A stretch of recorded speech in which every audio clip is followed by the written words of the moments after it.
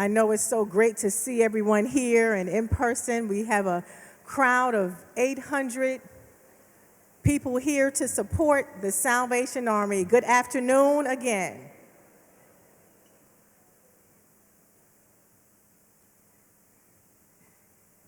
Thank you so much. So just hello. Hello. It's great to see everybody here. And from my vantage point, we have a sea of people who are here with smiling faces and so happy to see people that they may not have seen in so long. Because if you recall, a few years ago, we hosted this event and I was in my living room. Anybody attend that virtual event? Anybody? Yes.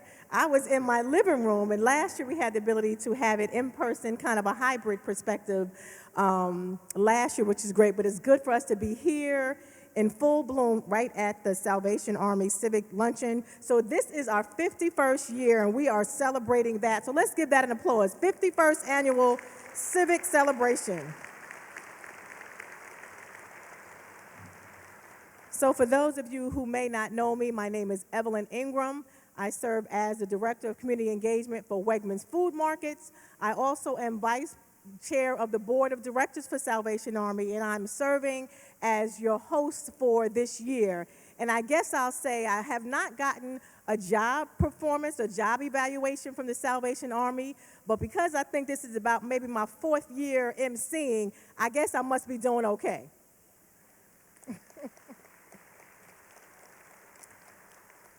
So thank you for that. So we're going to go ahead and get started, but we first like to acknowledge Hainer Hoyt Corporation, who is our presenting sponsor for this year.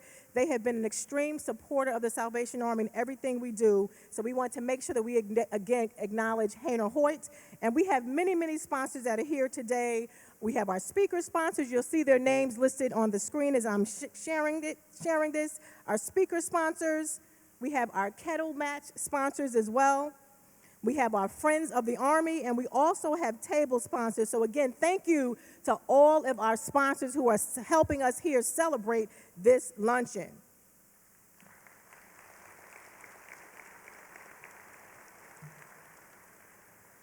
So this year's theme, it took us a little while to come up with what we wanted to display for this year. And we came up with Hope is Undefeated. And when you think about that, it helps us recognize that no matter the situation, no matter the circumstance, no matter how things may look, whether bleak or sparkly, we know that hope is undefeated. So you're always going to win if you recognize the hope, the value that hope brings. So with that, the Salvation Army has been able to provide hope to over 33,000 individuals and 33 programs. And again, the need continues to grow in our community, but the Salvation Army is here to try to support those giving hope to individuals in our community. And I know many of us sometimes, we may have friends or neighbors that may not necessarily look like they have a need, but they do. And the Salvation Army is here to support them. So again, hope is undefeated. And I'm going to ask, if you would,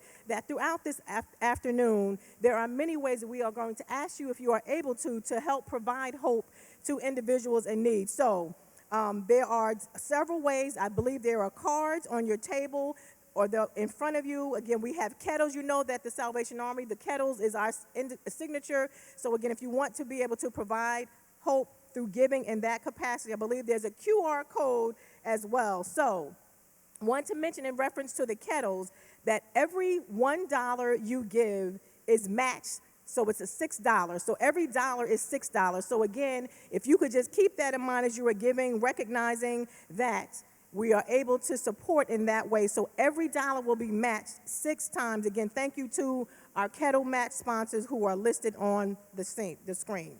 So we are happy that she is in the building.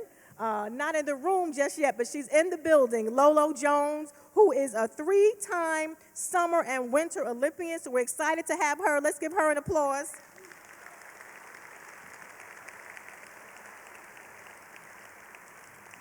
Here she is. We're applauding as she's walking in. Miss Lolo Jones. We're excited to have her here with us.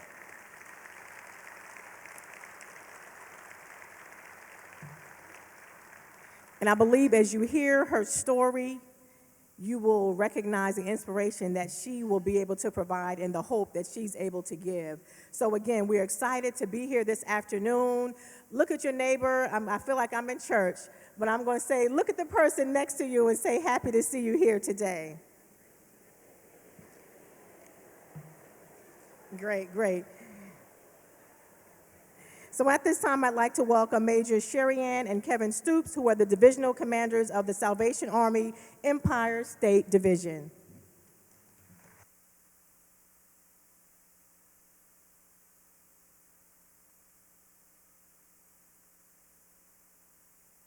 Thank you, Evelyn, and thank you to all of you for joining us here for the 51st Annual Civic Celebration. My wife, Sherry Ann, and I have recently relocated to Central New York. We came from downstate, or maybe as we refer to it, Lower New York. And we are so grateful to be here as new members of this inspiring and resilient community.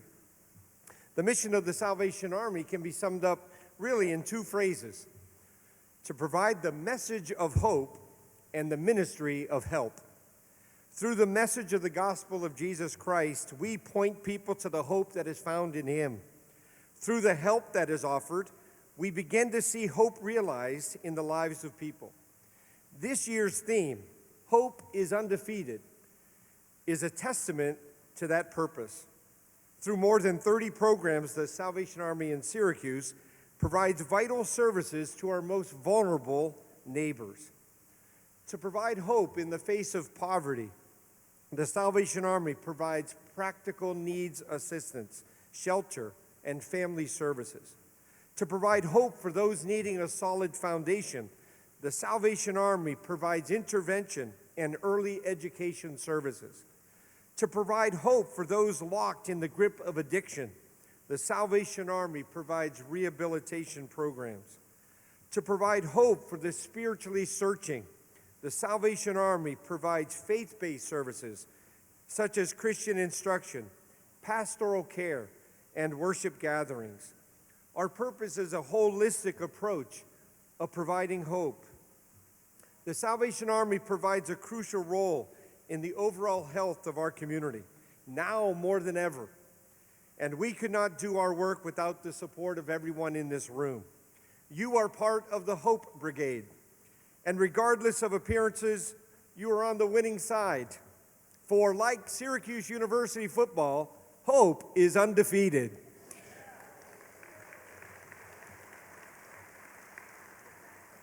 Now, please join us together as my wife, Major Sherry Ann Stoops, leads us all in prayer. Please pray with me. Heavenly Father, we recognize you as the author and source of hope. Every service the Salvation Army provides springs from the hope that we have in Jesus Christ. As we review the services provided and celebrate the lives that have been touched with the undefeated hope through the Salvation Army of Syracuse, remind us that hope originates with you. For the provision and blessing of this food, thank you. In the name of Christ we pray. Amen. Enjoy your meal.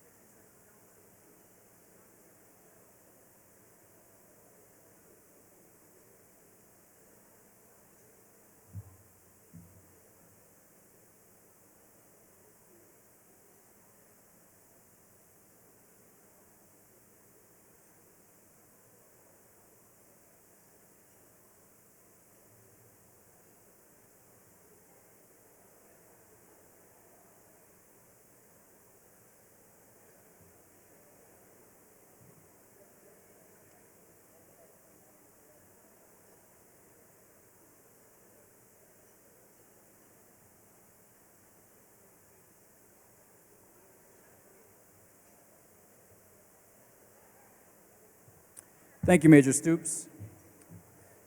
Thank you for all being here today. I'm Gus Hernandez with the Hayner-Hoyt Corporation.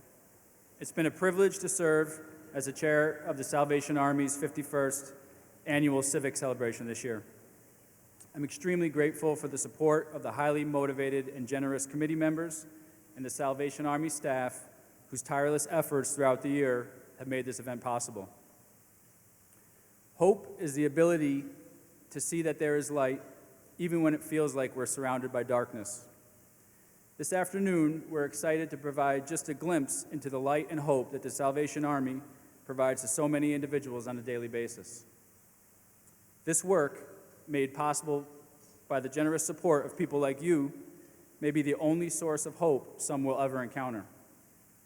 The Hayner-Hoyt Corporation is very proud to be this year's presenting sponsor at the Salvation Army's 51st Annual Civic Celebration, and we thank you all for being here to recognize the life-changing work that's being done in our community every day.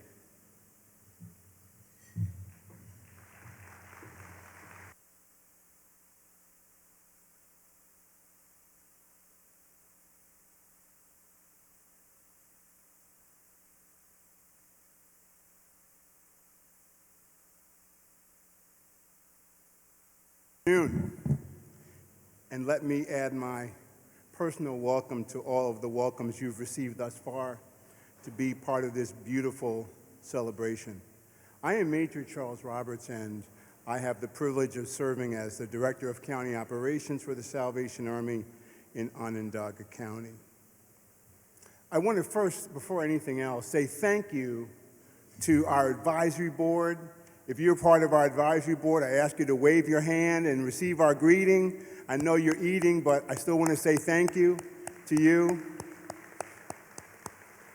If you're one of our young leaders in the room today, I ask you to wave your hand so we can give you our thank you greeting as well.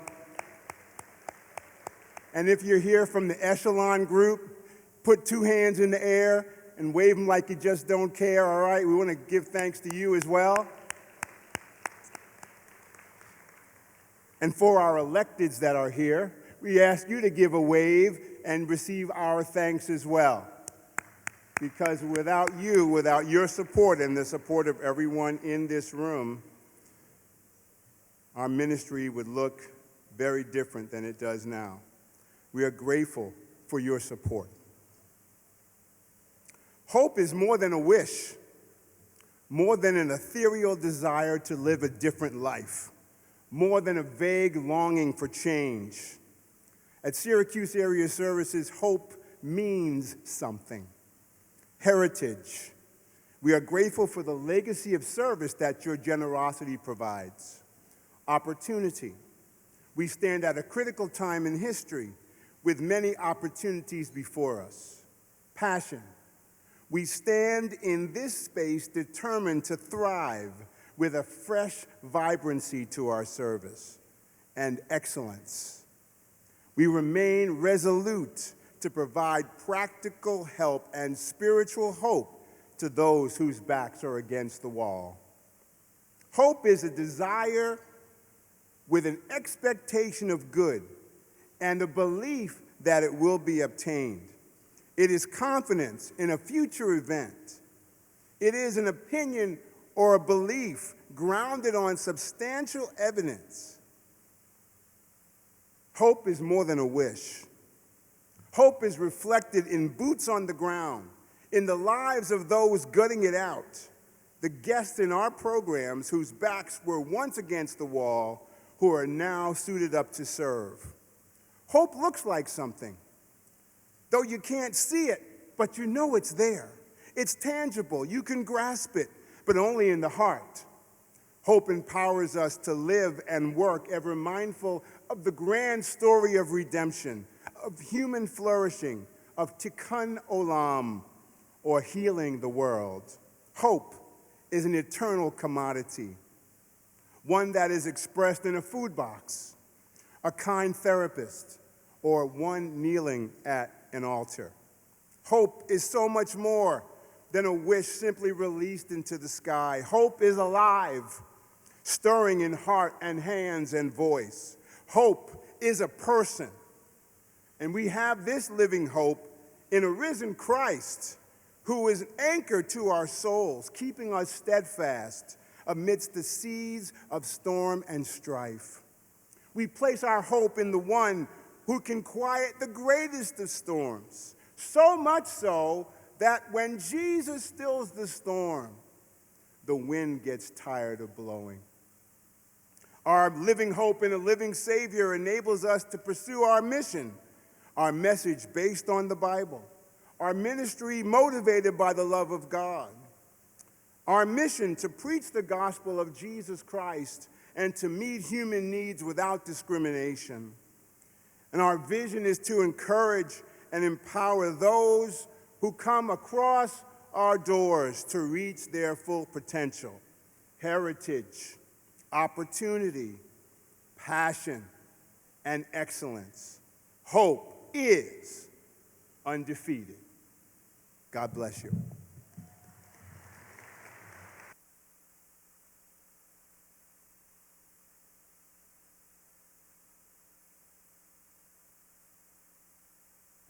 And the video is about Tanisha. And you're going to see a powerful story because Tanisha Wiggins first came to the Salvation Army after seeking help with housing along with other resources to support her health. She entered the Supportive Housing Initiative program that provided her with the resources that she needed, and soon after she was able to move out of the women's shelter, she moved into permanent housing. So now she shares her story to educate others, spreading hope throughout the community. Take a look at Tanisha.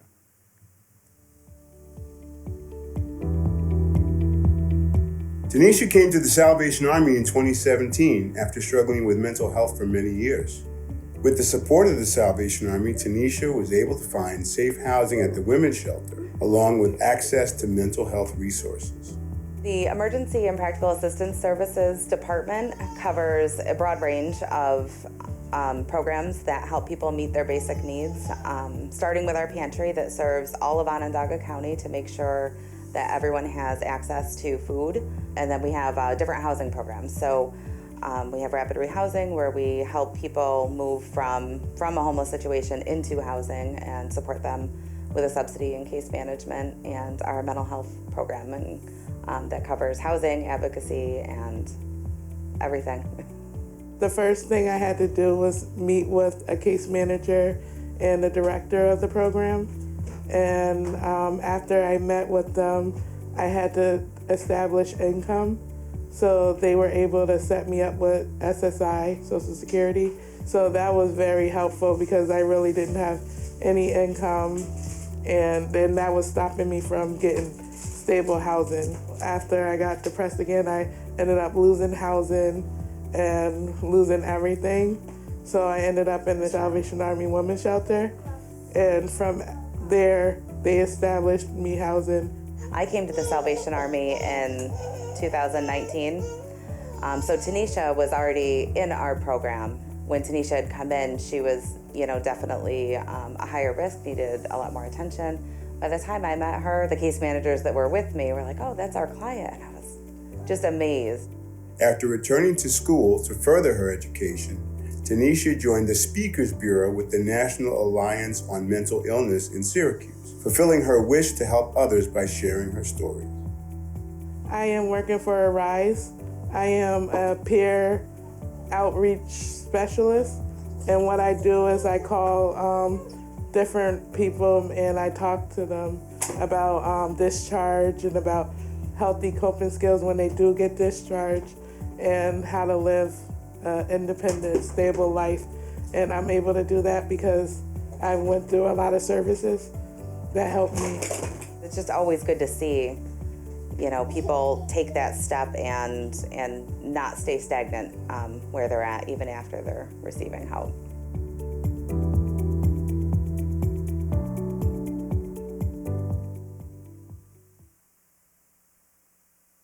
I believe that Tanisha and her daughter Marley are with us this afternoon. Tanisha,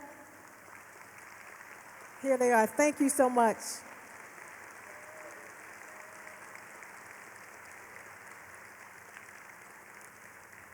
Thank you for sharing your story with us, and we're glad to know that the Salvation Army is able to bring hope to your life and the life of your daughter, Marley. I know that the elected officials have been recognized, and I wanted to specifically mention we have Onondaga County Executive, the Honorable Ryan McMahon, here with us today. We'd like to welcome him today, as well as we have, thank you so much, County Executive. We also have our Deputy Mayor, Sharon Owens, representing the city of Syracuse, if she would wave her hand as well. Thank you again for being with us. We know that we have many other officials with us, but we wanted to specifically mention representatives from our mayor's office and the county executive's office. So, again, I'm going to say this one more time. $1 makes what today?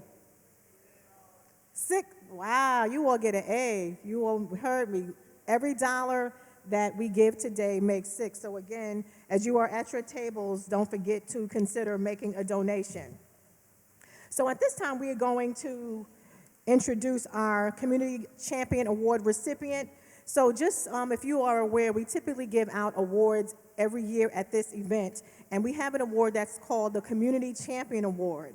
And this award is given to a member of our community who is passionate about creating a thriving, inclusive community and works on creative solutions to achieve that goal. So as I say the name of this year's recipient, I believe you all will know that this person definitely exemplifies what this award says, which is congratulations to Mr. Ryan Bentz, partner at Redev C&Y, Acropolis Realty, and CEO of one of my favorite restaurants, Oh My Darling. Congratulations to Mr. Ryan Bentz, this year's Community Champion Award. We do have a video we're going to share, but again, give him an applause. It's well deserved. Ryan has been doing so much for us in this area. At this time, we'll show a video which highlights some of his accomplishments.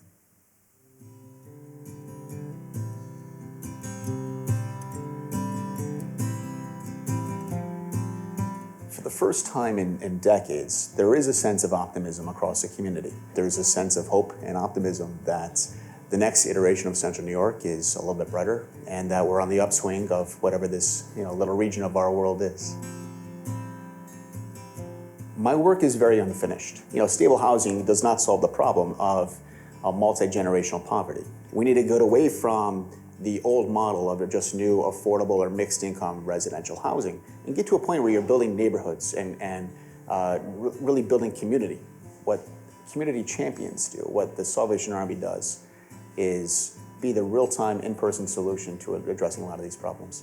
So I'm extremely honored, but I have so much more respect for the teams at the Army directly.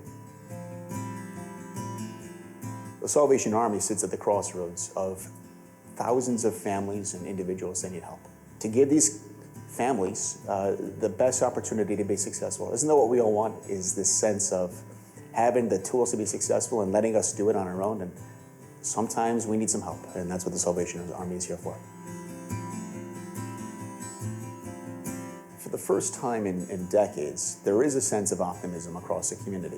While I'm hopeful, there's so much more work to do, and we have a lot of Band-Aids in place, but we really need to solve the problem. It's the people like Linda and the folks over at the Salvation Army and all of these phenomenal organizations that take care and are the short-term solutions to the larger problems that we have together. There's a lot more optimism and hope than you realize. There's a lot of like-minded people that are trying to address this problem, address our shared community challenges. And I'm very hopeful for this next iteration because of the amount of support that's already in this community.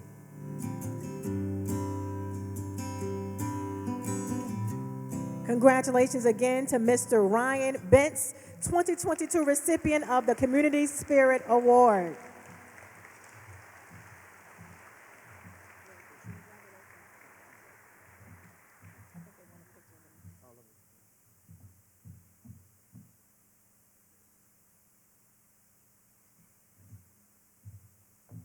Holy moly. Folks, thank you all so much. Just wanted to share a quick story with you all. And first, I sincerely got to say that ridiculously humbled as I think about what it means to be a community champion. I said this in the video, but I think of the staff, Linda and the full team. These are people that are making change and making an impact on people's lives on a daily basis.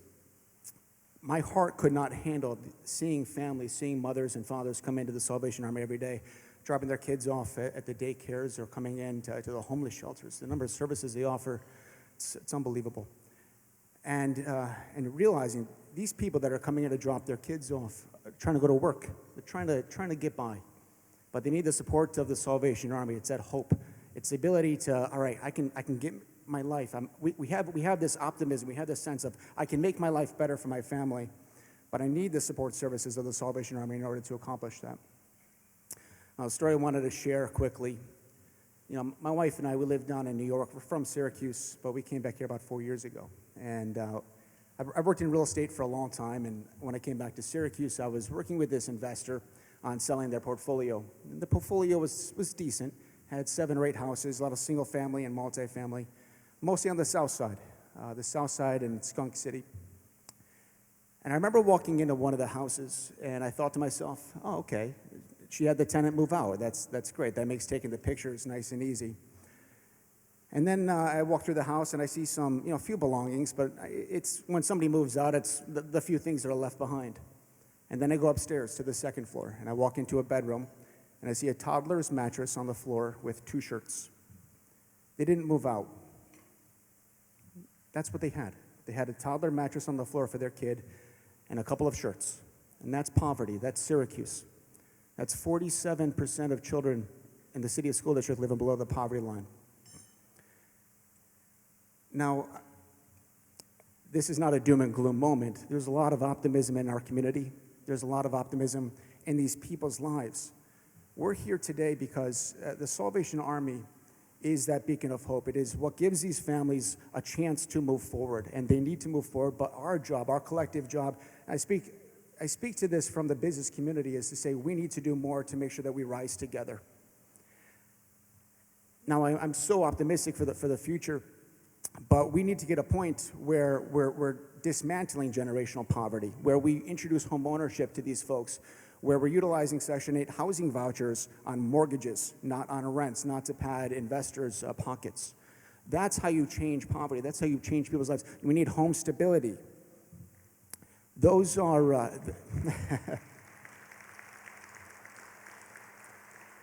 now some of these things are within the control of the Salvation Army, the hope and the short-term challenges and the solutions that they have. And others are for us in the business community, making sure we're paying livable wages. And it's funny, I own a couple of businesses. It's not even $15 anymore. Our dishwasher's $16, $17. If you're in a support role at this point, God bless you, because you're doing it out of the passion of your heart. And we need a lot more of that. But we also need livable wages across the community. Anyways, it's not all doom and gloom. So I'm very optimistic, for our future here. What I love about it too is that here we are recognizing the problems. So if this is day one, if this is the day that we say, okay, we've got some problems, well, what are we going to do to fix it? And this community is definitely risen up a lot of times before to make that change, and we just need to keep going. So I'm tremendously honored. I guess here I'll say that you have my undying commitment to this community to continue making it better, to making sure that people, to families, my 4-year-old's over here, Oliver, I just feel like he'd like to hear his name. We do what we do so that when my wife and I left Syracuse, they call us boomerangers because we left and came back. I don't want my kid to have to leave to find opportunity. I want that to be here in Central New York. So, again, tremendously honored. I also want to say thank you not only to Linda and the team at Salvation Army, but good friends of mine, some of the best humans in the world, Mike and Laura Kelly over here, who introduced us to the Salvation Army, and just tremendous thank you, and some of the best people I know. But guys, I'll wrap it at that. Thank you sincerely. Let's work together in this next iteration of Syracuse. It's going to be bright. It needs to be inclusive. And thank you all so much. I appreciate it.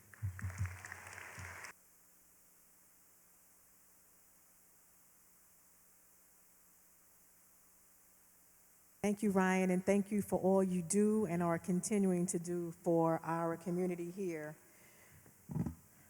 Our next award is called the Community Team Spirit Award.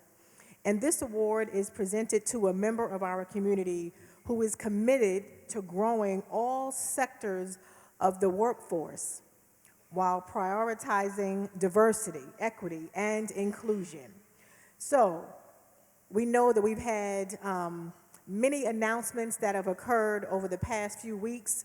One that was very significant. We're excited to be having a new company that is entering this area, Micron Technology. We are excited to have a new company entering our area, Micron Technology.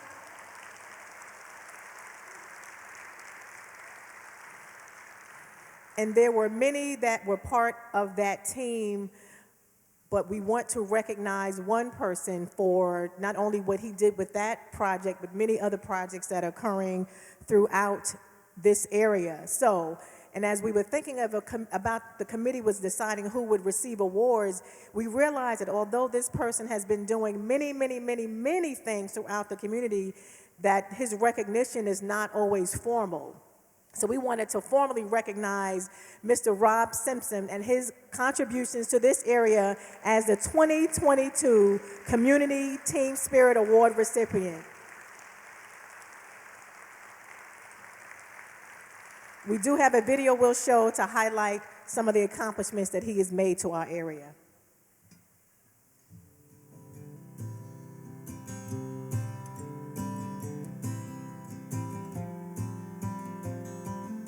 I see excitement around every corner. People are beginning to recover from the pandemic.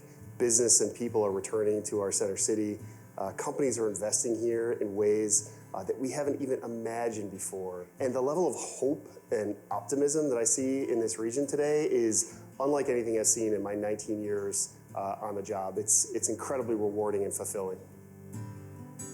To me, community team spirit is emblematic of what it takes to be competitive as a community in the 21st century. People partnering with each other, learning from each other, and building the kind of community where we all want to be and we want to raise our families. Center State CEO's mission is to create a region where business thrives and all people prosper. And that's the place where I see the intersection with our partners at the Salvation Army, understanding that there are many people in this community that haven't had access to opportunity, they haven't had a job, they haven't had a hand up or the help that they need to be successful, especially in moments of crisis. And organizations like the Salvation Army that have their core focus at helping them when they're in their moment that is the most vulnerable is something that is frankly inspiring and I hope is a lesson for all of us in leadership roles to be more empathetic, to care more, and to take a more human approach to our collective work. What gives me hope for Syracuse is that people who live here are starting to believe. They're starting to see the opportunity. They're starting to see community progress. They're starting to understand that this vision that we've set out over the last many years is one that's achievable. This is a remarkable moment for our region. It's one that many of us should take immense pride in for having worked to cultivate, to curate a community that we can all be proud of and that has such a bright and hopeful and optimistic future.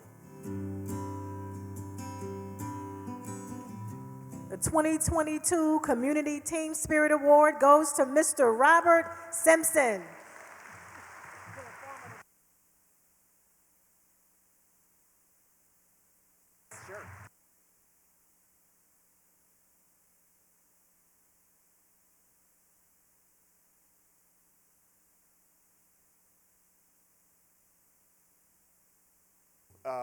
Evelyn, to our friends at the Salvation Army, to all of you, this means a great deal to me.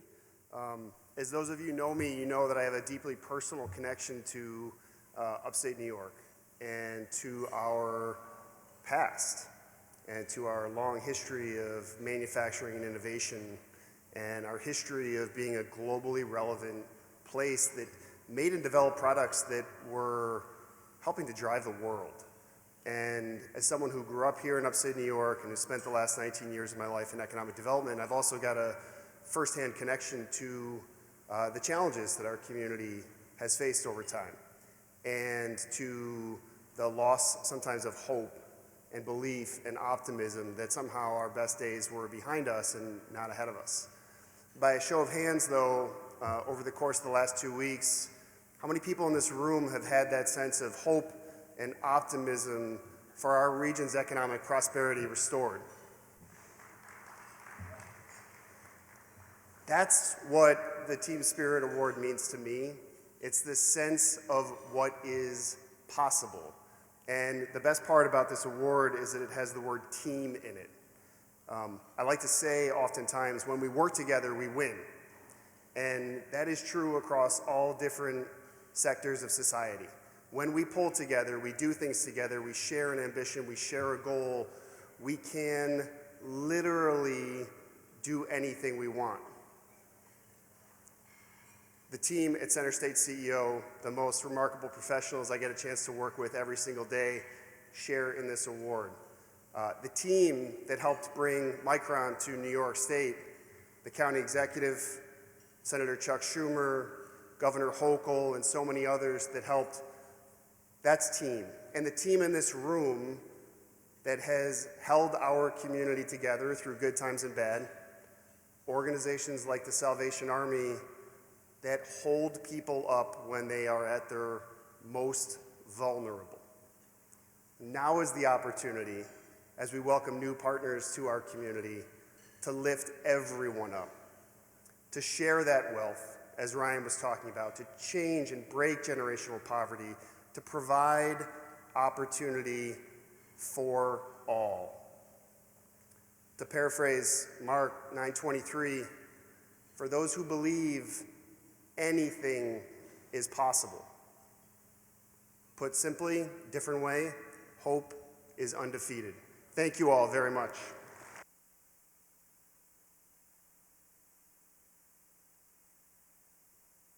Another round of applause for both of our award recipients, Mr. Ryan Bentz and Mr. Rob Simpson. So I don't know about you, but I am excited to be a member of this community with all that's going on and all the hope that we have and that we're providing. So look at the person next to you and say, I'm going up and you're coming with me.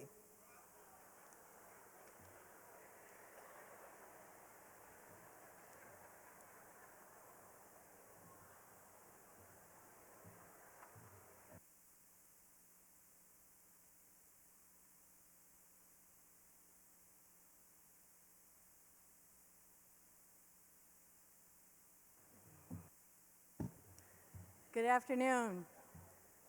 It's great to see everyone here. It's so exciting to be back all together and off of Zoom calls and boxes on screens. Although I will say it is always tough at this luncheon because you have to follow Evelyn. So we want to thank Evelyn for all that she does for us, but especially for making this such a fun event. It is also really tough.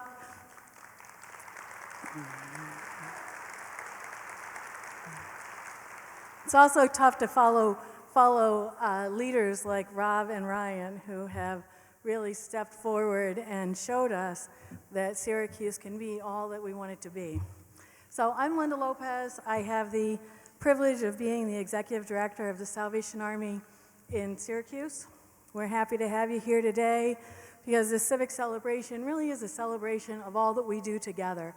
The things that we're able to do at the Salvation Army happen because of all the things that you do for us and with us, your donations, your volunteering, and coming to events like this. 24 hours a day, 7 days a week, 365 days a year. Our staff are there and ready to help. We have more than 30 programs at the Salvation Army. We reached almost 34,000 people in our community last year. Our programs serve children, teens, adults, families. We have children in our early education centers as young as 6 weeks old, and we have senior adults who are approaching the 100-year mark. People come to the Salvation Army for a variety of reasons and a variety of circumstances.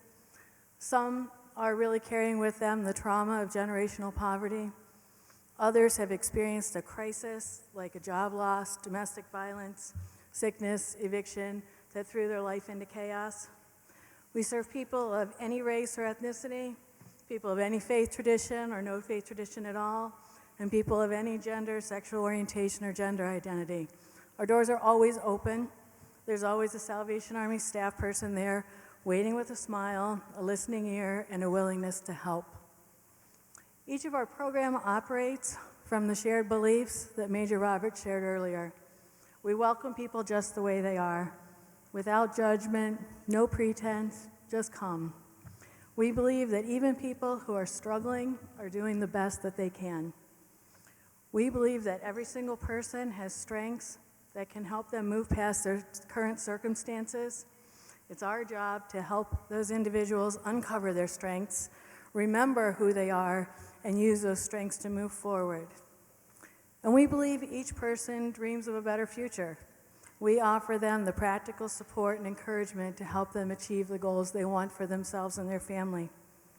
At your tables, there's a report highlighting the many ways that we serve our community last year. It's astonishing to think that our one-room food pantry provided more than 169,000 meals to hungry people, and that our 4 homeless shelters and 4 residential programs provided more than 60,000 nights of housing. We are proud of those accomplishments, and we are grateful for your support that allowed that to happen. But an annual report never will fully quantify the most powerful service we give. It is impossible to count the number of times we have given people the gift of hope. Without hope, the future seems dark, and circumstances feel really overwhelming. Hope turns on the light and inspires people to see a world full of possibilities. Our core mission at the Salvation Army is to be ambassadors of hope. As Rob and Ryan shared, there are really exciting things happening in our community, and with that, a sense of hopefulness for our collective future. We share their commitment and the commitment of many others of you in the room to ensure that as Syracuse moves forward, no one gets left behind. It's encouraging to me to see the intentional efforts and plans that are being made to help individuals and families transition from poverty to financial independence. I would also like us to ensure that the staff who serve people in need don't get left behind. At the Salvation Army, nearly 200 employees show up every day and give their best to help others thrive. Across the network of human services agencies in our community, there are several thousand individuals who are dedicated to serving others. These jobs aren't very glamorous, and the work often goes unnoticed. Employees in the human services sector make countless sacrifices to help others. They work weekends, they work evenings, they work overnights, they miss holidays with their families. They carry the emotional burden and the stress that comes with working with hurting people day in and day out. Human services staff also make significant financial sacrifices. There's agreement across the community and the planning groups that the ultimate goal is to have people make a wage of at least $25 an hour. This wage, $25 an hour, allows families to meet their basic needs, live in well-maintained housing, purchase health insurance, own a vehicle, afford quality child care, create an emergency fund, and maybe even save for retirement. The sad reality is that 82% of the staff of the Salvation Army learn less than $25 an hour, and 43% earn less than $20 an hour. And I know from discussions with my colleagues across the community that work at other nonprofit agencies that those numbers are true for the entire human services network. It is vital that we value those who serve the most vulnerable members of our community. We need to encourage young people to consider careers in the helping professions, but we also need to make it financially viable for them to choose that as a career path. It will take time for the new community investments to fully impact those who have been traditionally left behind. To help people make the transition from poverty to financial independence, it is essential to have a strong network of services and supports that address the myriad of issues that make it difficult for them to find and keep a job. Education and training, mental health and substance abuse treatment, stable housing, transportation, child care, and financial management skills. Those things cannot happen without a high-quality human services workforce. Next on the program today is a video about Booth House, our emergency shelter for runaway and homeless youth. Since 1979, Booth House staff have helped hurting teens put their life back together. In the video, you'll meet Matella Hassan, the director of Booth House, who has spent 23 years serving youth at Booth House, and Tom Rochow, our director of youth services, whose entire 33-year career has been dedicated to building a network of services for vulnerable young people. You'll also hear from a special Booth House supporter, Mary Pat Lindsley, whose family has donated to Booth House for the past 40 years to ensure every team in crisis has a safe place to go. Matella, Tom, Mary Pat are examples of individuals who have spent their lives igniting hope in other people. Whether you work at the Salvation Army, volunteer at Christmas, or any time during the year, donate food and clothing, or generously share your financial resources, your efforts do not go unnoticed. What you do for others matters. Thank you for everything you do to help the Salvation Army give the gift of hope. Well, the best thing about Booth House and the most unique thing is that it does offer a home-like atmosphere. Even though it's considered a shelter, it doesn't look like a shelter. We do operate very much like a large family. We have up to 15 kids staying with us at any given time, all kinds of ages, from 17 on down to 12. 17-year-old is dealing with different things than a 12-year-old, but we're all dealing with that, at the same time. It's really humbling to be able to offer a youth their first, maybe real taste of, this is what it's like. I like this, and it's something they could strive for maybe later on in life. My connection to Booth House is through my mother.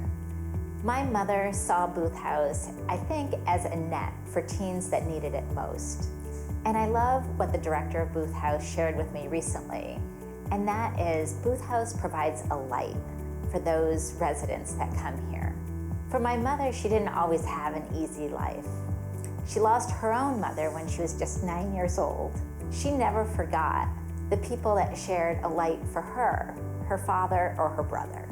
On November 2nd, Booth House is moving to a new home. This cozy blue house, nestled at the corner of Salina and Kirk Avenues, provides a warm and nurturing environment. This house, our new house, has this open concept living room and dining room area, which is really comforting and home-like, and it's really good for supervision for the kids. We have beds available for 15 kids. There'll be 4 bedrooms that have bunk beds. Multiple kids can be in a room. And one thing about homeless and runaway kids, they really like to be together. Location is key at the new Booth House. When running a program centered around young people who are facing difficulties in their lives, it is important to be as accessible as possible. For decades, Mary Pat's mom was a generous supporter of Booth House. Now, Mary Pat is continuing that legacy to ensure that teens in need always have a safe place to go.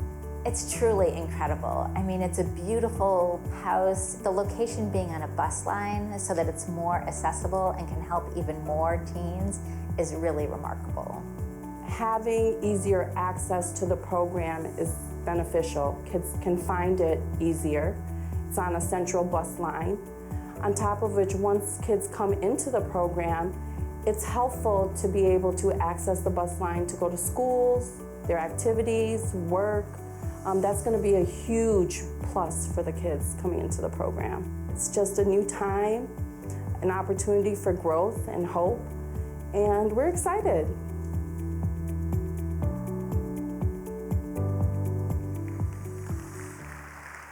Mary Pat Lindsay is here with us today, and we'd like to recognize her with the Salvation Army Legacy Award. I believe that Major Roberts is giving her her award here. Mary Pat, thank you so much for continuing your mother's legacy. Thank you. Booth House is here because of you and your mother's efforts. We appreciate that. Thank you so much. We have another client video we'd like to share with you, which shares the story of a woman named Maria Ramos, and she actually has been doing quite a bit with providing hope to her, and we're excited to be able to share her story with you today.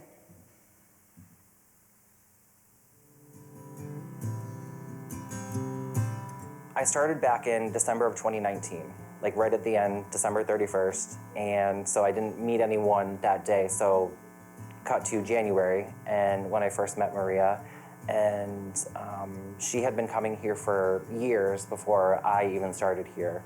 Maria is originally from Puerto Rico, living in New York City before eventually moving to Syracuse to live with her son Hector. When she learned about the Senior Center at the Salvation Army, Maria began attending the Social Day program 5 days a week. With Maria, she lives with her son, and her son is often working, which leaves her kind of by herself. And so her coming here allows her to socialize, see her friends, and just hang out with people all day. She loves playing dominoes. Since the first day I came here, this is it. I started coming the first day, the second day. I said, this is my home. That's the way I felt, and I was at home. I was only working here for about 3 months before the pandemic hit, and then everything shut down.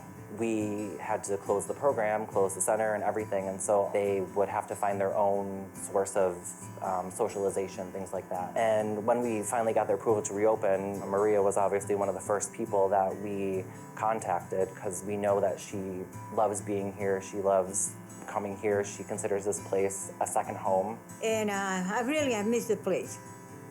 I miss the place, and my whole family calling me from down there, from Brooklyn, come back. Say, no, I go to the center here, I come here, I have fun. They should move up here because I'm not going to go down there. Since we've been open again, she comes 5 days a week. She's here every day, rain or shine. She's always here, which is great. Senior Center at the Salvation Army has become an essential part in Maria's life and vital to her independence and giving her son Hector peace of mind. I opened my eyes and I look around, and when everybody was so sweet that I said, this is my home. And that's it.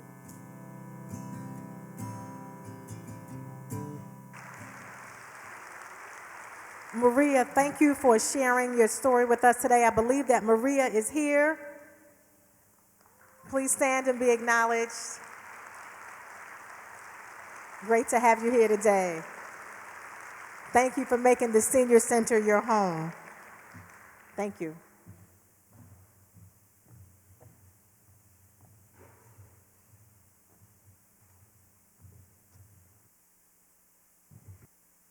Again, welcome everyone. I am Kirk Narberg. I'm the chair of the advisory board, a tremendous board of highly committed individuals that support at the board level all the services that the Salvation Army provides. We really want to thank you all for being here to support the services and the organization of the Salvation Army. I have the great pleasure, and I'm thrilled to be able to introduce our keynote speaker today, which is Lolo Jones. Lolo is a 3-time summer and winter Olympian in both track and bobsled, a unique combination. World champion in 60-meter hurdles, 100-meter hurdles, and the bobsled. She is also a 3-time NCAA champion, author, podcast host, and mental health associate. She has a special connection to the Salvation Army, and we are so grateful that she is here to share her story with us today. So please, let's give a warm Syracuse and Salvation Army welcome to Lolo Jones.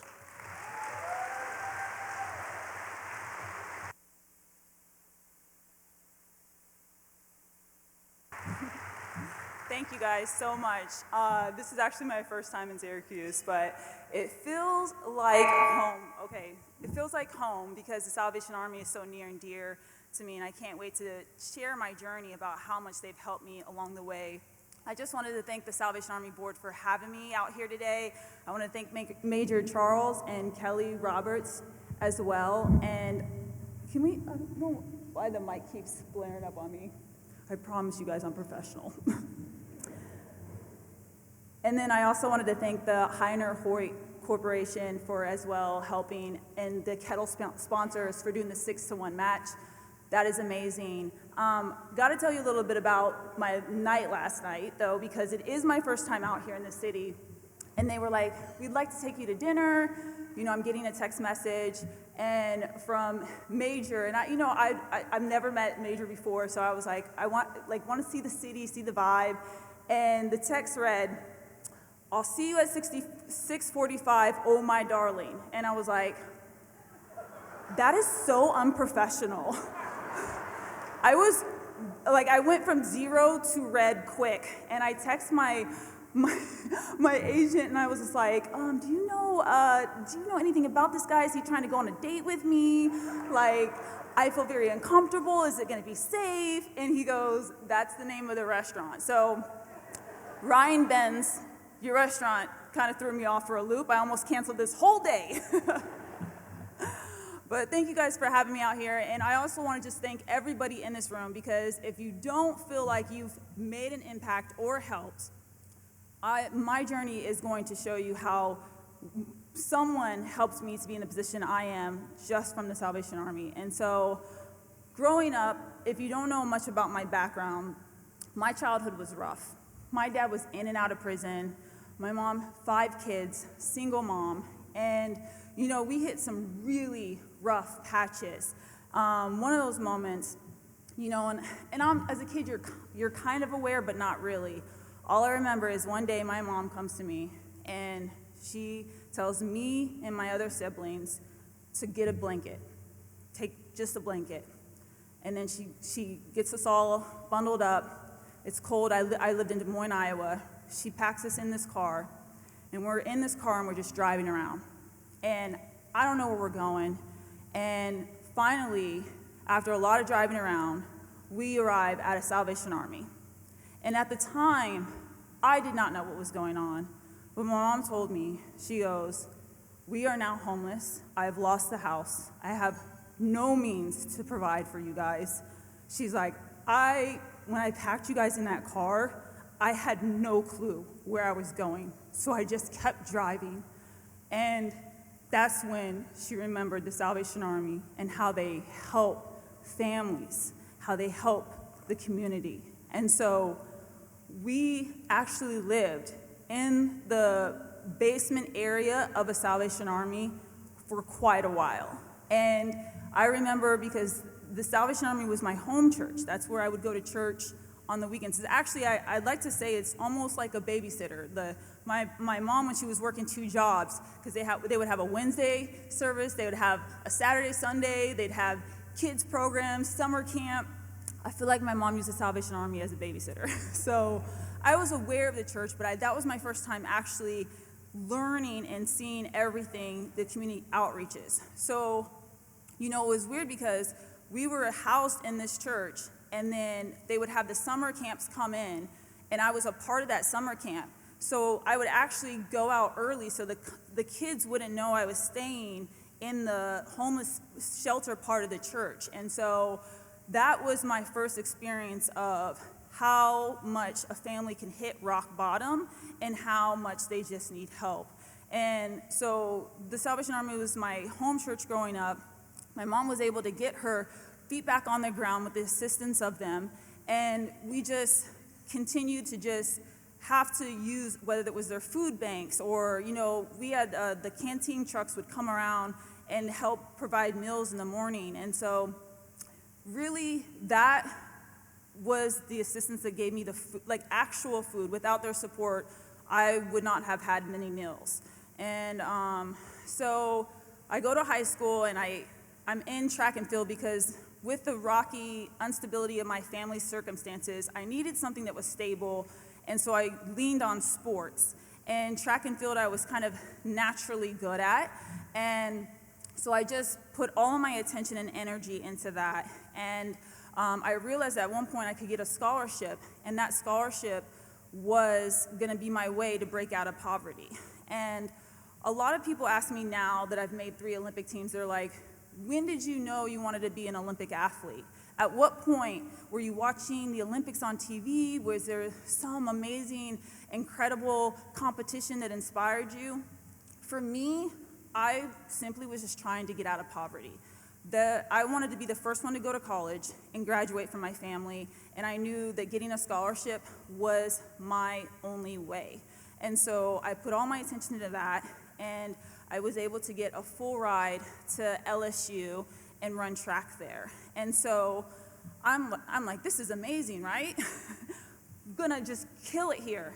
Had no clue that my coach, when I arrived on campus, as well signed 3 of the other best hurdlers in the United States to compete for LSU, and one of us was gonna lose our scholarship at the end of the year. So the moment I went to practice, day 1, and I'm looking at my other competitors that are also my teammates, I knew that if I didn't have a good season, that I would only be able to attend university for 1 year. So I just worked as hard as I could, and I thrived, really did well. I became an NCAA champion. I was one of the best on the team to help the team win the overall national team title, and we did that multiple times. Broke record after record, and that's when the Olympic dream started to be placed on me, like, you might be good enough to make an Olympic team. And I was like, I'm just here for the education. I just want to focus on that. And then when I won my NCAA overall title, then my coach was like, we need to make a push for this. And so I was like, sure, let's go for it. So I go to my first Olympic trials, and I don't know if you guys know anything about the Olympic trials, but now it's not just collegiate athletes. I've just graduated college. I got a degree in economics. So I'm like, if this Olympic thing doesn't work out, I'm good. I'm gonna go get a regular job. I won't have to run again. Thank you, goodbye. But I really wanted to see if I could make an Olympic team. And I go there, and I'm running against people that are Olympic champions. And I'm in this college uniform. I'm probably like 120 something pounds. And I look over next to me is Gail Devers. Her nails are like probably 10 pounds alone. And I'm like, she's ripped to shreds, sponsored by Nike. And I'm like, you want me to beat her? Like, what world were you thinking this? And so I like give my best effort and do not even make the finals. Not even top 9 in the US. And to make an Olympic team, you have to be the top 3 that cross the finish line. And so I thought that that was it for me. Well, we're talking about hope tonight. Hope is undefeated, but it can be delayed. And that delayed can make you feel like it won't happen. And so for me, that's what I thought. I was crushed. I was like, I tried, it's over, I'll try to figure out something else for my life. And my coach was like, no, we're gonna try this again, and every year you're just gonna get a little bit better. And so that's what I did. And my first year, I struggled really hard. I didn't get a Nike contract or Adidas. I wasn't sponsored by a professional sporting shoe company. So I worked at a local gym, and I worked at Home Depot. I worked these part-time jobs to make ends meet, and then I'd go run a track race, and then I'd go back to these jobs. And for me, that helped me understand what my mother went through when she was raising us, because my mom worked back-to-back jobs trying to support 5 kids. So much so that she never really had time to spend with us. She never had time to go to my track meets because she was always just working. And, it was weird because those moments would actually shape my foundation of her putting us in summer camps with the Salvation Army and, learning these different crafts and abilities to, use for later on. So I remember after trying to be a professional athlete, I'm struggling financially, and I'm like, Coach, this isn't working out. I'm getting 5th through 8th in every race. Like, I really feel like we should give it up. And he's like, just keep pressing in another step. There's always the part of a workout, and many of you guys probably aren't professional athletes, but you've done a workout. And the hardest part of a workout is one, to just even start. Just to start. Something you're like, I don't want to go to the gym. Just to get out of bed and go. And then also to finish. The in-between is usually when you can get in a rhythm. But if you have those setbacks of motivation, that's where you got to press through. And that's what we did. And I went back to another Olympic trial. So this is 2008. I go there, and it's completely different from my last Olympic trials. Not only did I make the final, I was the fastest in the United States, and I made my first Olympic team. Thank you. And not only that, not only was I the fastest in the United States, I was the fastest in the world. I went from an unknown to the best in the world in that. And all of a sudden, the media, the attention, they're like, who's this girl? Who's this Lolo? Like, everybody's pulling at you. Like, she could win the Olympic medal. It was insane. And I was kind of a bit overwhelmed. I'm starting to get invites to go to these appearances. I'm having meet and greets with, like, the president, you know? And just flashing back, from a girl that grew up homeless in Iowa, Des Moines, Iowa, it could have been overwhelming, but it wasn't. One of the odd things I did at a summer camp, and I actually was a Sunbeam, a Salvation Army Sunbeam. If you don't know what that is, it's the Girl Scouts of the Salvation Army. And so what you do is you take these classes and you get a badge for every skill set you learn. One of the skills is sewing. One of the skill sets is actually how to eat at a formal dinner. So now, I've just made my first Olympic team. I'm getting invites to sit down and have lunch with the president, meet and greets. Talk about your placement of forks. You ever seen Pretty Woman? And she's like, I don't know what fork I'm supposed to use. Sunbeam taught me which fork to use. I got a badge for that. I was like, I know what I'm doing here. I'm classy. So weird situations that, you know, when you're investing into the Salvation Army and you're investing into this community, you don't know what seeds you're planting and what those seeds are gonna do for someone else down the road. Who knew someone that donated in the 80s to a local Salvation Army, or maybe dropped some money to someone ringing a bell, who knew that that money was gonna help my family and help me get into being an athlete and get, you know, our lives together and then become an Olympian? And that Olympian's now sitting down with presidents and, you know, people who make billions of dollars that I don't. But it just shows you the power of a seed. And so that was one of the classes. And, you know, I also did the Salvation Army summer camps. And I don't know, do you guys do the summer camps here?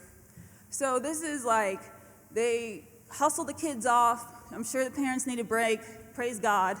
And these kids go, I don't know how long the camps are now, but I feel like it was like a week or two. And so you go to these camps as a kid, and these kids are from all over that region. And you go to them, you have cabins, and then, but it's a schedule, right? Like, you wake up, and then you go watch the flag. Like, someone puts the flag up, there's a whole ceremony for this flag, then someone brings the flag down at night, folds it like military, and it's a respect and honor thing. Talk about now, 20 years later, I'm running for Team USA, and the highest honor is to get on the podium to hear and see that flag raised. My core from the Salvation Army of being at a summer camp and learning how to respect and show honor was just already instilled in me. And then, I don't really want to say this, but it was like a mini Olympic village because you had kids from all over, you got bunk beds. Look, the Olympic Village is not a Ritz-Carlton, okay? You got roommates, it's the same setup. It's buffet-style food. Those summer camps prepared me for an Olympic Village, for sure. So I'm thrilled. I go to my first Olympics, you know, I'm happy to represent Team USA. Everybody's like, she's gonna break not only is she gonna win, she's gonna break the Olympic record. She has got this in the bag. And I remember I was flying over to Beijing, China, and I was sitting on the plane, and there was a guy next to me, and he had USA Today, and it had all the medal predictions for track and field. And I was like, don't look, don't look. And I looked, and it said, Lolo Jones predicted to win gold. And I was like, let's go. So I go to my first Olympics. I stay in the zone. I don't sightsee. I am laser focused. And I remember the competition comes around, and I'm running the first rounds. Easy. Win with ease. And then the next day we have semifinals, finals. Semifinals happen. I run so fast, I run a personal best. For it to be the Olympics, it was one of the easiest races I've ever had in my life. The finals were about an hour and a half later. I remember being on the start line, calm, but also nervous, a good nervous. It was almost like being in the eye of a storm. Everything's swirling around you, the crowd's going crazy, there's a ton of bright lights. But I was in the eye of the storm, and I was ready and prepared to execute. The starter says, runners, take your mark. I go, stand right before my blocks, get in them, set. The gun goes off. And I remember I react, and I'm out.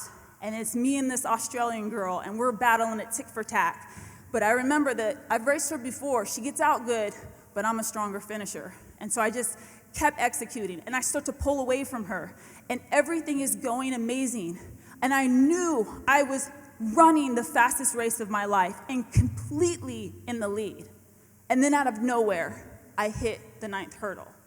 I have never hit a hurdle like that in my life. In fact, I am actually one of the cleanest hurdlers. When we started learning how to hurdle in high school, all the other girls are hitting hurdles, falling down. I would never hit a hurdle. So I finally hit a hurdle at the biggest race of my life. I hit that hurdle, and I was like, maybe I can still pull away the bronze. And I crossed the finish line, and I look up at the scoreboard, and it was seventh place. No gold, no silver, no bronze, 7th. And I just collapsed to the track, and I just started crying. And I was like, you just felt everything you worked so hard for ripped away. I was so devastated, I couldn't even have the energy to stand up. Like, just my insides were just completely gutted. And as I laid there on the track crying, I remember God whispering to me, but you're here. But you're here.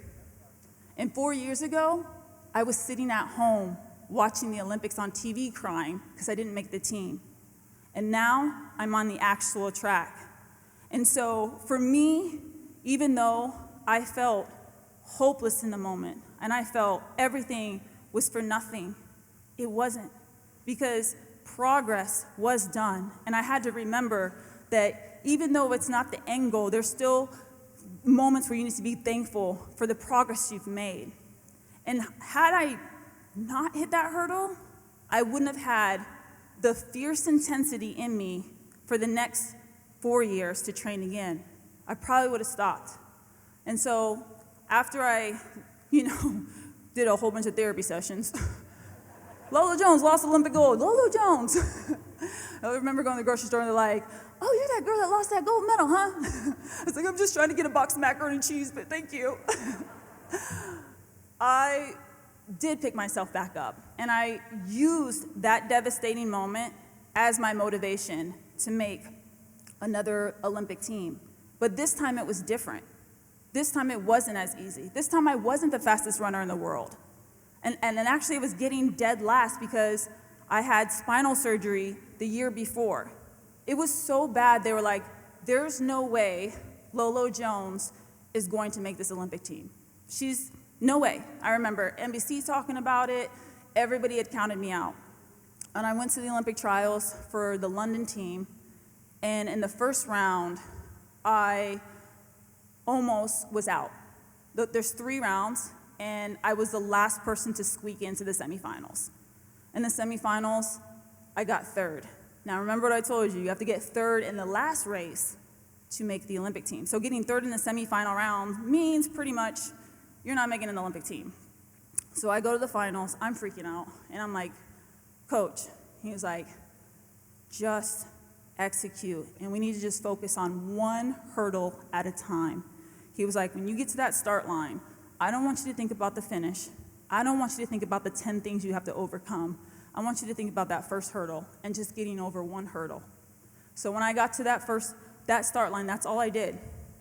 I focused on one hurdle, then the next one. I don't even remember what place I was in the race because I was just focused on being in the moment. And when I crossed the line, I squeaked out and got third by .000 something. Didn't matter. I was stoked. I was going crazy. And I made my second Olympic team. And so I just felt, okay, God's going to line this all up. It's going to be the redemption story, baby. We're coming back. You know, she hit lost her gold medal. She's going to go to London and win it. I go to London. I'm running good in the rounds. And I remember in semifinals, it was just a really hot field. It was, to this day, it's one of the hottest Olympic races ever. And so it was so intense that I almost didn't make the final. It was down between me and a Great Britain girl to see who was going to advance at the Olympics. And we're both looking at the times things as they compile them underneath the Olympic Stadium as the crowd's going crazy. And I knew it was going to be me or her. And my name popped up to advance to the finals, and hers didn't. She started crying, devastated. I gave her a real quick pat, and then I went to the warm-up track because I only had 45 minutes to get ready for the finals. So I go, get ready, go back out for the finals. I'm on the start line, and I'm like, this is what I've waited for. I have, overcome not making an Olympic team. I've overcome spine surgery. I am going to get what is mine. So I go through the race, and this one is, I don't remember. It's like a blur. I just was in the moment, but literally it was fighting for my life. And I crossed the line, look up at the scoreboard, and I got fourth. Not only did I get fourth, it was the first time in Olympic history that a hurdler ran that time and did not come away with a medal. It was the fastest Olympic overall race for that time. So even though I had to overcome so many odds, I still came up short. And when I left the stadium, I started to get backlash, a ton of backlash. The media just turned on me. And, in Beijing, when I hit the hurdle, everybody felt really bad for me. And they're like, oh, she'll overcome, she'll be back. But this time, because I had went from number one to like, oh, wait, what happened? They're like, Lolo doesn't deserve the attention. She doesn't deserve a shoe sponsor. People were furious that I got fourth at the Olympics. And for me, it was hard because I was really proud of that race, having come off of spine surgery to get that. I wasn't even supposed to be able to, make the team, but it didn't matter. People were furious. Some of my teammates were angry.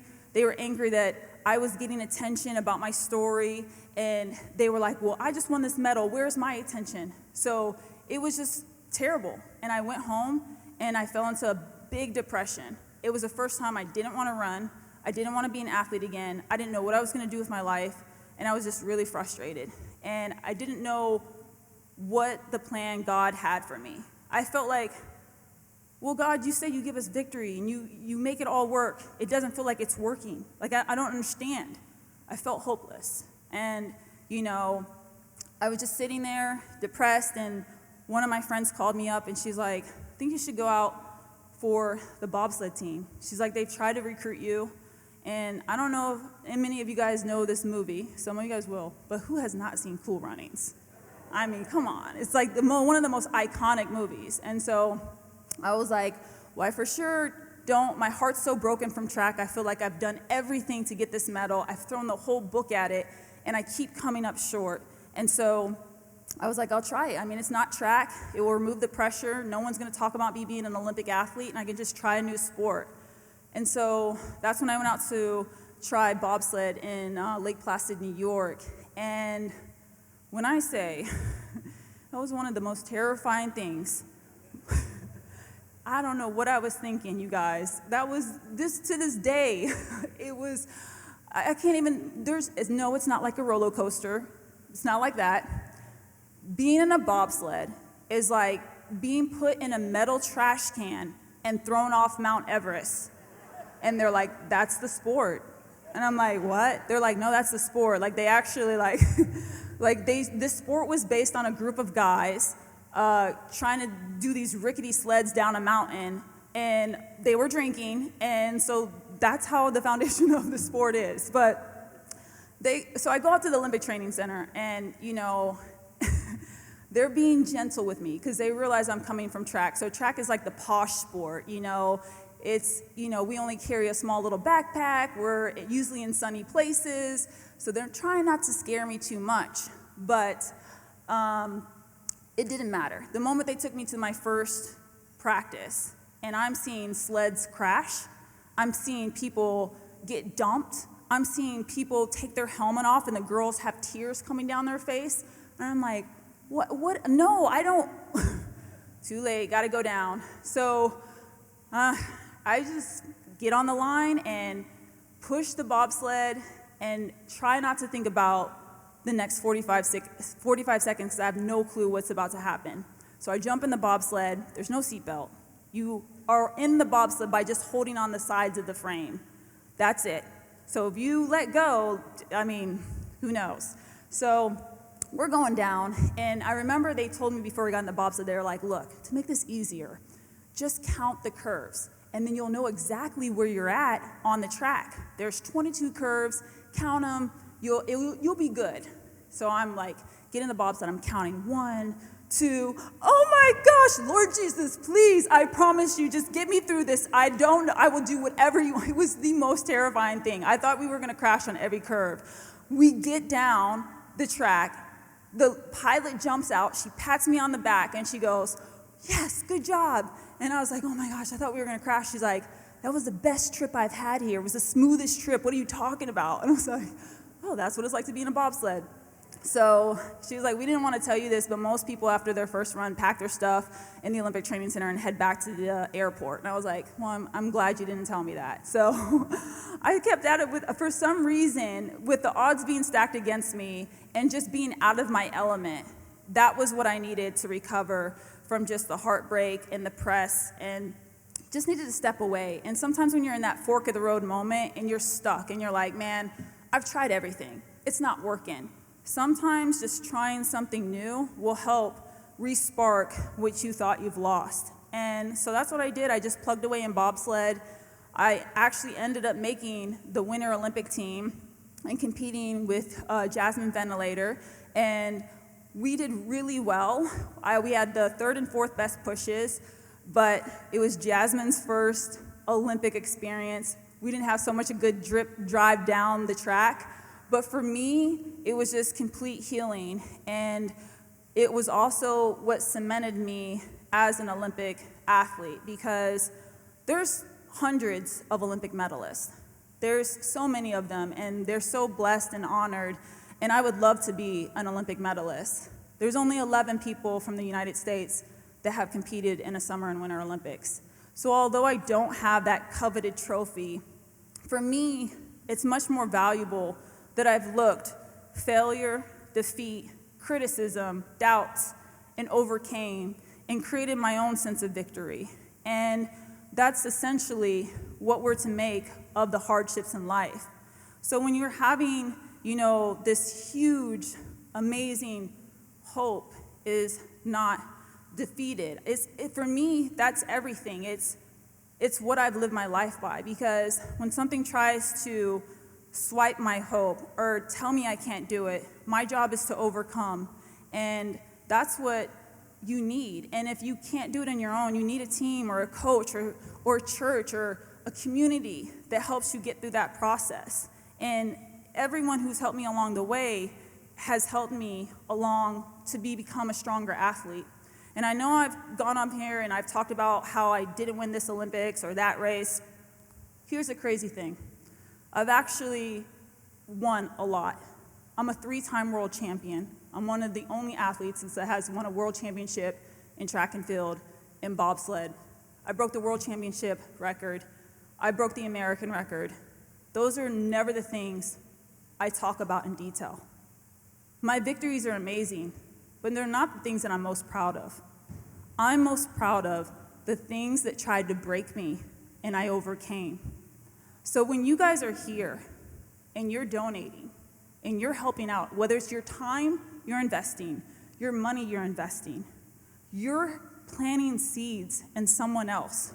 Those seeds of hope that they can take and run with, that they can take and do amazing things.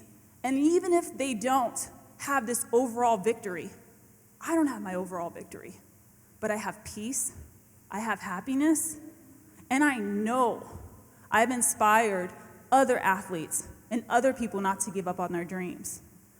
So I just wanted to thank you guys again for having me out here. I wanted to thank you if you've already donated tonight or plan on donating, because you are changing lives. And I hope you truly know that.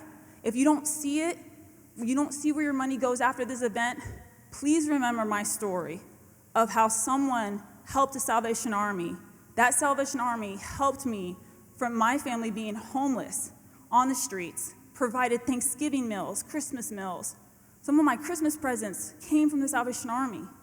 And I just want to thank you. And I hope that your heart has the compassion to help others in this community. Thank you so much.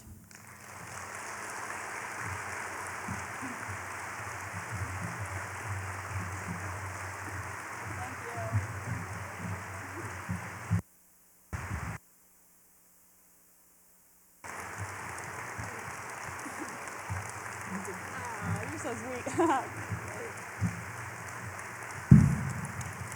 I'm sure you would agree that this is what Hope Undefeated looks like.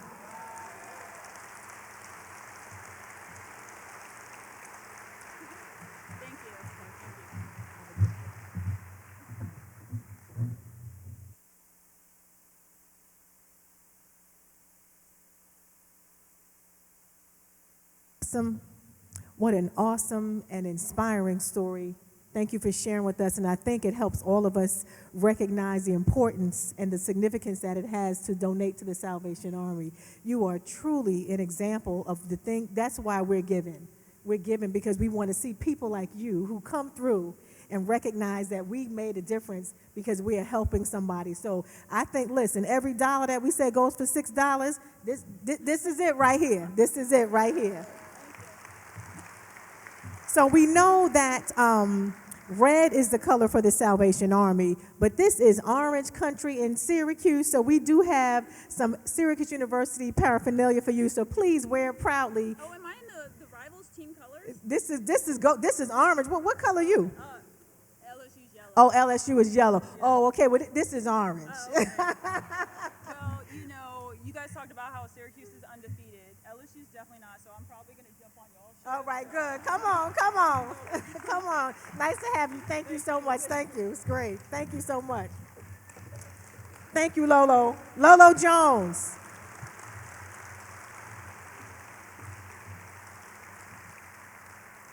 So as we are nearing the end of our program, we thank all of you for being here and sharing this day with us.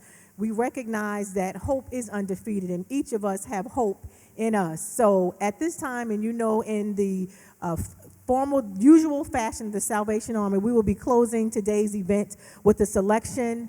The song is Never Would Have Made It. We're going to ask if you would please, the singers would please come forward.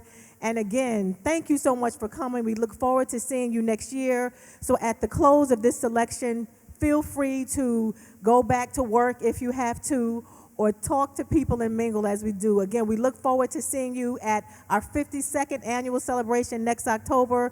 Thank you so much. If you would, the Reverend DeCardo D. Draper, who is the pastor of the Tucker Missionary Baptist Church, will lead us in our closing selection.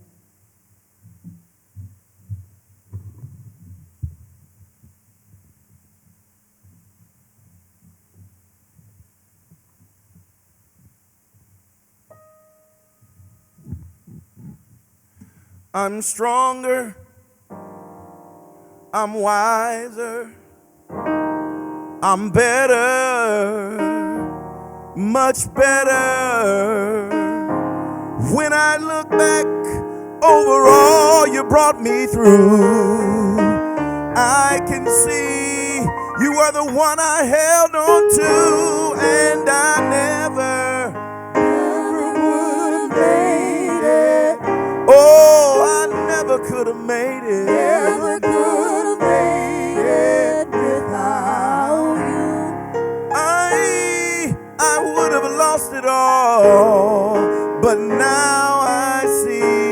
how you were there for me. And I can say I'm stronger, I'm wiser, I'm better,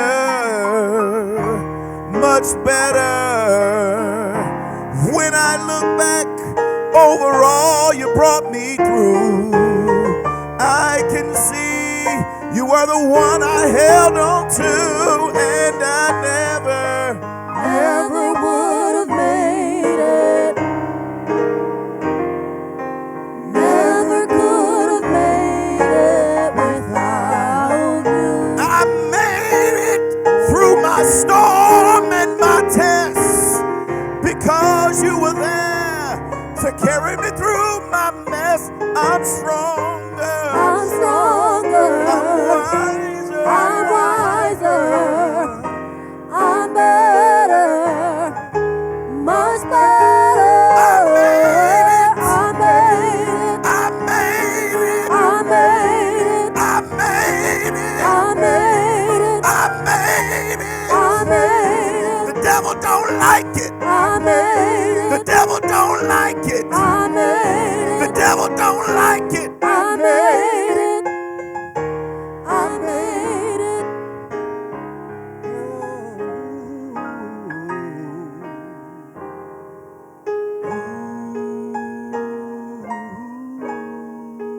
Never would have made it. Never could have made it. Never could have made it without you.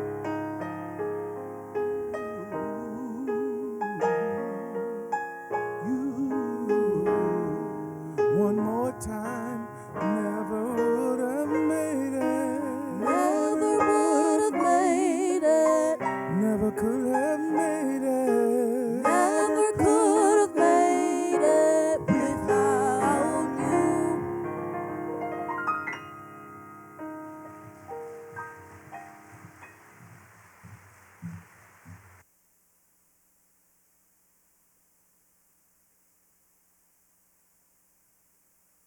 Thank you, everyone. Thank you, everyone. Have a great day.